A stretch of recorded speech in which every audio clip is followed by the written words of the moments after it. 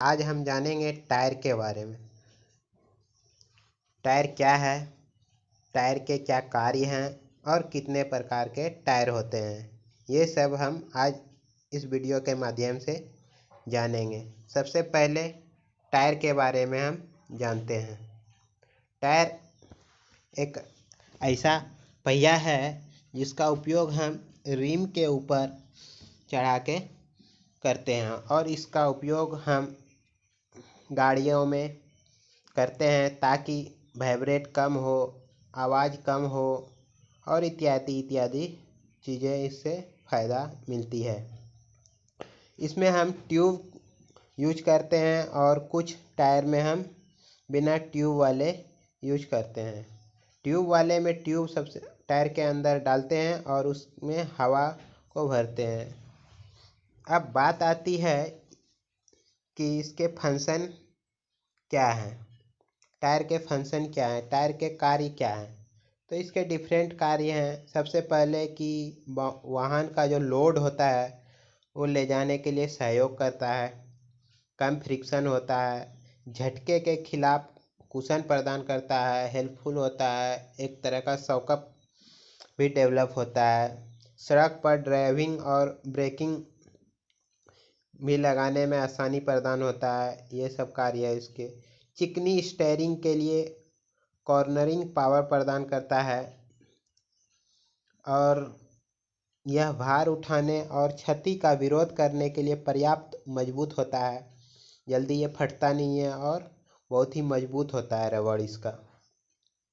इसका लंबा जीवन काल और सुचारू रूप से चलना चाहिए। इसका ये भी कार्य होना चाहिए कि ज़्यादा से ज़्यादा दिन चले और जीवन काल भी ज़्यादा होना चाहिए। सभी मौसम में चले, ओवर हीटिंग नहीं होना चाहिए टायर। जैसे गर्मी के दिनों में ज़्यादा गर्मियाँ पड़ती है तो ओवर हीटिंग नहीं होना चाहिए और तेज़ी से ब्रेक लगना चाहिए। ये सब टायर के कार्य हैं। चलिए अब हम आगे बढ़ते हुए देखते हैं इसके डिजायरेबल प्रॉपर्टी क्या है, वांछनीय गुण इसमें क्या है। सबसे पहला आता है पावर कंजम्पशन। जब हम टायर का यूज करते हैं, लोहे का भी यूज कर सकते थे, प्लास्टिक का भी यूज करते सकते थे, बहुत सारे मटेरियल थे, लेकिन टायर ही क्यों यूज किए, रबड़ का ही यूज क्यों किए? क्योंकि इसमें पावर कंजम्पशन जो है बहुत ही कम खाता है और घिसता भी बहुत कम है, कुशन भी प्रदान करता है, बहुत सारे इसमें प्रॉपर्टी हमको अवेलेबल होती है, इसलिए हम इसका यूज करते हैं। दूसरा है टायर शोर नहीं करना चाहिए। जैसे गाड़ी में टायर, जब हम गाड़ी को चलाते हैं तो चलने के दौरान गाड़ी में आवाज़ नहीं होनी चाहिए।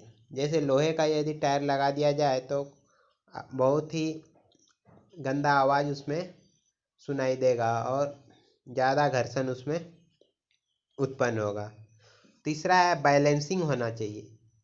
गाड़ी जो है बैलेंसिंग होना चाहिए, एक तरफ ना भागे, इधर उधर भाग रहा है, जैसे हैंडल इधर उधर जा रहा है तो वो अनबैलेंसिंग हो जाता है। तो उसको बैलेंसिंग करने बना हुआ रहना चाहिए। इस प्रकार से इसको टायर को बनाना चाहिए।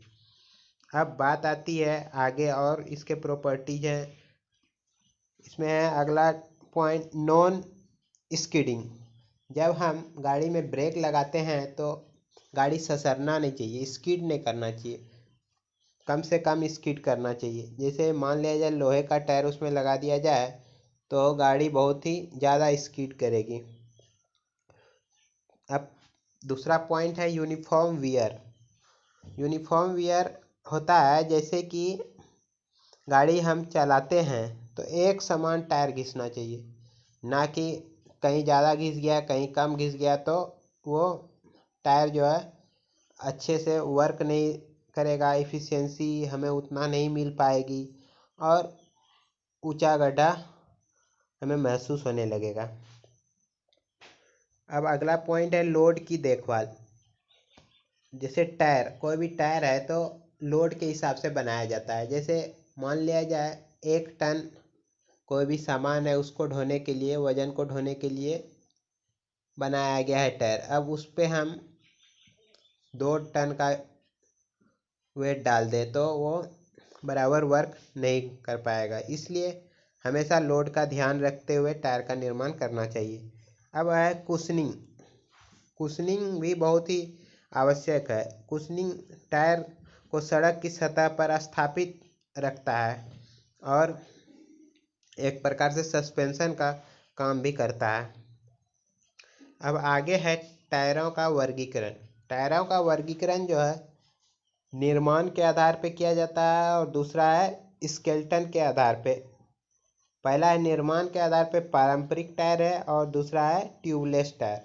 पारंपरिक टायर को हम जनरल टायर भी कह सकते हैं जिसमें ट्यूब लगा हुआ होता है, जिसे हम ट्यूब टायर भी कहते हैं, और दूसरा है ट्यूबलेस टायर। और स्केलेटन के आधार पे जो टायर होते हैं वो है cross ply tyre, radial ply tyre, belt bias tyre. अब हम डायग्राम देख सकते हैं टायर के कि ट्यूबलेस टायर किस प्रकार का है और ट्यूब टायर किस प्रकार का होता है। आप देख सकते हैं दाएं तरफ ट्यूब टायर जहाँ पे लिखा हुआ है उसमें अंदर में ट्यूब लगा हुआ है और ट्यूबलेस टायर मोटा होता है। ट्यूबलेस टायर ज़्यादा चलता है as compare to tubeless tyre. क्यों? क्योंकि इसमें जो है जब ज़्यादा घिस जाता है ट्यूबलेस टायर, वो ज़्यादा से ज़्यादा किल जाने के बाद वो हमें बराबर वर्क नहीं कर पाते हैं और उसमें घिसने लगता है। और दूसरा है ट्यूब टायर। इसमें ट्यूब नया देने के कारण ऊपर से ज़्यादा भी घिस जाता है तो पंक्चर बहुत कम होता है। और ट्यूबलेस टायर में जैसे ट्यूब टायर 50,000 किलोमीटर चलता है तो ट्यूबलेस टायर हमें 25,000 किलोमीटर ही चलेगी। अब आता है डायग्राम, आप देख सकते हैं tube tyre versus tubeless tyre का। ये साइड जो है राइट साइड ये ट्यूब वाला है और इधर साइड जो है इनर लाइनर लाल कलर का जो नहीं दर्शाया गया है ये है ट्यूबलेस टायर का। चलिए अब हम परंपरागत ट्यूब टायर के बारे में जानते हैं जिसमें ट्यूब लगा हुआ था। ये दो मुख्य भागों अर्थात सबव चलने के मिलकर बनता है। ट्यूब टायर की विशेषताएं हैं कि ये ज़्यादा चलता है और इसमें मेंटेनेंस कॉस्ट बहुत कम है और आम दिनों में इसमें ये परेशानियां होती है जब कील वगैरह उसमें गड़ जाते हैं तो पंक्चर वगैरह बनाने में पैदल चलना पड़ता है। इसलिए हम आजकल ज़्यादातर प्रीफर करते हैं ट्यूबलेस टायर। भले ही कम पड़े लेकिन हम ज़्यादा प्रीफर करते हैं। ट्यूबलेस टायर के लिए भी कुछ इम्पोर्टेंट पॉइंट्स रहते हैं जिसको हमें ध्यान देना बहुत ही ज़रूरी है। जैसे कि लू में अलग अलग ट्यूब की ज़रूरत नहीं होती है। जो हवा में अत्यधिक दबाव होती है वो टायर में गैर रिटर्न वाल्व को रिम में लगाया जाता है। ट्यूब वाले टायर और ट्यूबलेस टायर के बीच का बड़ा अंतर टायर के बीच एरिया में होता है। ट्यूबलेस टायर जो होता है वो एरिया में बहुत ही बड़ा होता है। चलिए अब आज हम वीडियो को यहीं पे अंत करते हैं और अगले कड़ी में हम कुछ नए वीडियो लेकर आपके लिए आएंगे दोस्तों।